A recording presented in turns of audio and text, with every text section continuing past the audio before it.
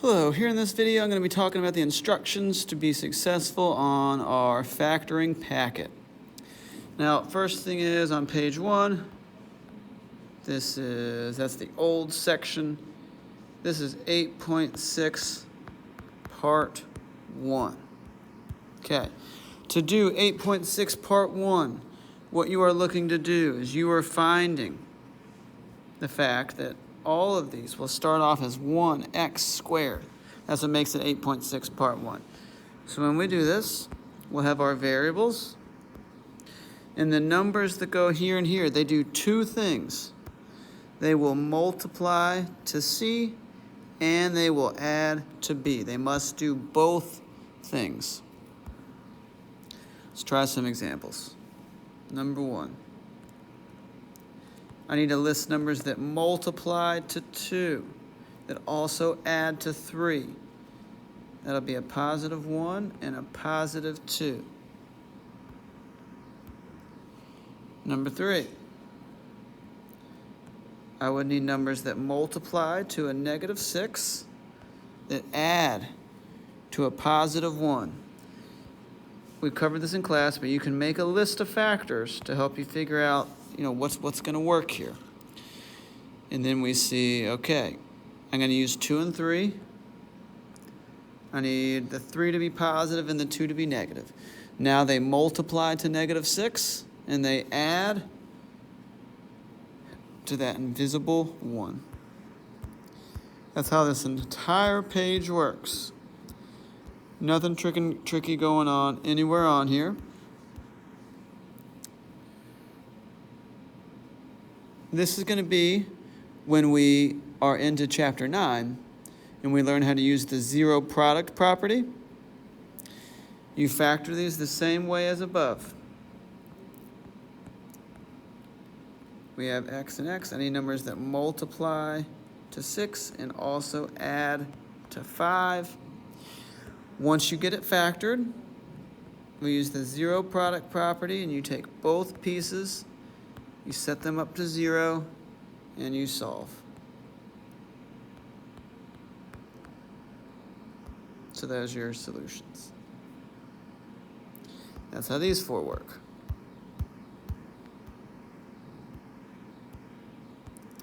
Page 2 will still be 8.6 part 1, but with a GCF. Every single one of these on here has a greatest common factor. You need to list that greatest common factor, otherwise this page is incorrect. And when you take out the greatest common factor, all of these will turn back into the easy type. But you're going to have a number out front, and that number will be your GCF. On number 1, notice that all terms are divisible by 2. Once I do that, I will now factor what's left over. It's the easy type, numbers that multiply to 2 and add to 3. There is my answer.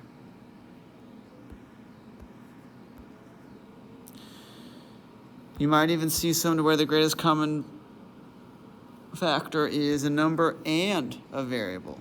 On this one, all terms are divisible by 2 and all terms are divisible by a. When I do that, I'm left with a squared plus 4a minus 32. The 2a will stay. I now factor what's left over. I'm looking for numbers that multiply to a negative 32 that add to 4. It's going to be a minus 4 and a plus 8. There is my answer. That's how this page works. Once again, there's a section for solving down here at the end. So let's try this for one like 18. Greatest common factor of x, leaving me with x squared plus 11x minus 12. I factor what's remaining. Numbers that multiply to negative 12, that add to an 11, and we would get this. Then, using the zero product property, I'll take all three pieces and set them up equal to 0.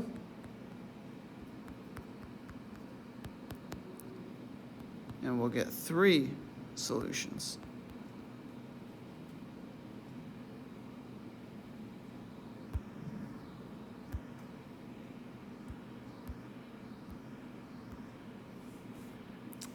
All right, page 3. This is 8.6, part 2. This is the more difficult type. So here's what we're going to do. We're going to use the box method. For the box method, it's going to look like this. So we're going to fill in certain values. Now, if we're working with x, it's going to be an x here, an x here, and an x squared here. This is where your a value goes in general. This is where your c value goes. Now, to fill in those missing 2, what we're going to have to do is find, just like we've always done, numbers that multiply to a times c that also add to b. That's what's going to go in those 2 blanks. Once we find that, we're going to be taking GCF, GCF, and GCF, GCF. All right? Now, if you end up getting negatives on these x's, the negatives only show up here and here. We don't pull out negatives when we are also pulling out variables. That's important. We'll see that on the second example here. Okay, so let's give this a try. Got a box here.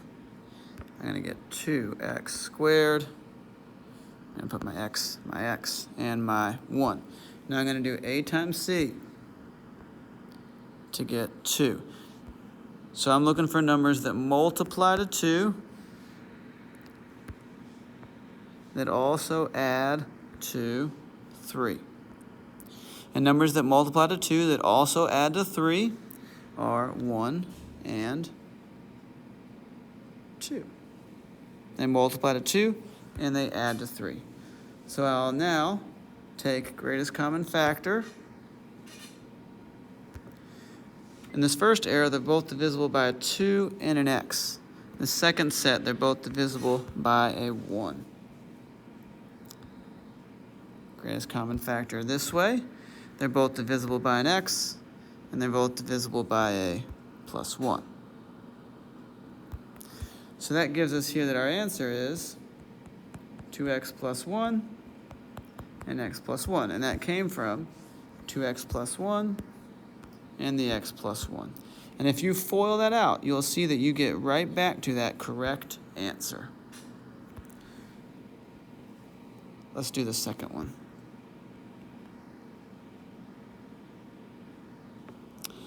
So here, you will have a, here's my variable, my c term, and I'm looking for a times c.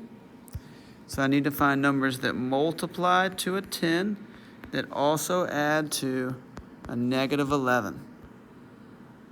So numbers that multiply to 10 that add to a negative 11 are negative 1 and negative 10. Those multiply to 10 and add to negative 11. And now we can do our greatest common factor. So we get 2b. Those are both divisible by 2, and they're both divisible by b. This second set, they're both divisible by 1, and it is going to be a negative 1 because our variable term is negative. When I go greatest common factor this way, they're both divisible by b. And on this one, they're both divisible by a negative because my variable term is negative, and a 5. Making our answer here 2b minus 1 and b minus 5. And if you want to see that multiplied out, you can do that. You get 2b squared minus 10b minus a b plus a 5. That's negative 11b. So that's how this process goes. I'm going to do another one here with us as well.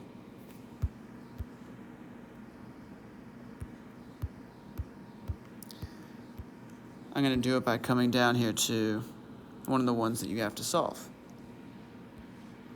So number 17. We're going to set up our box with 6y squared, y, and y of 4. I'm looking for numbers that multiply to 24 that add to negative 11. If you have a hard time finding this, make a list. We've done this before. 1 and 24, 2 and 12, 3 and 8. And you say, ooh, that looks good, because I can do a negative 3 and a negative 8. Because negative 3 and negative 8 multiply to 24, and they add to negative 11. So now we'll do our greatest common factor, which is both of these are divisible by a 2, and they're both divisible by a y. Both of these are divisible just by a negative 1. GCF this way, they're both divisible by a 3 and a y. And they're both divisible here by a negative 2. Negative 4. Sorry. Negative 4. Okay. So that tells us over here that our answer is 2y minus 1 and 3y minus 4 is equal to 0. And if you FOIL that out, we'll see that you get the right answer. But then with our zero product property, we have 2y minus 1 is equal to 0. 3y minus 4 is equal to 0. So y is equal to 1/2. And y is equal to 4 over 3.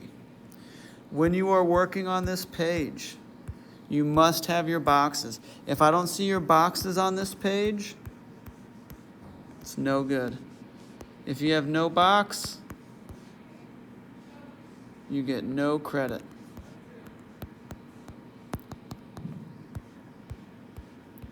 Right. So this first video, I'm going to pause here to make sure that people are able to do the first 3 pages and have a good understanding of that before we move forward.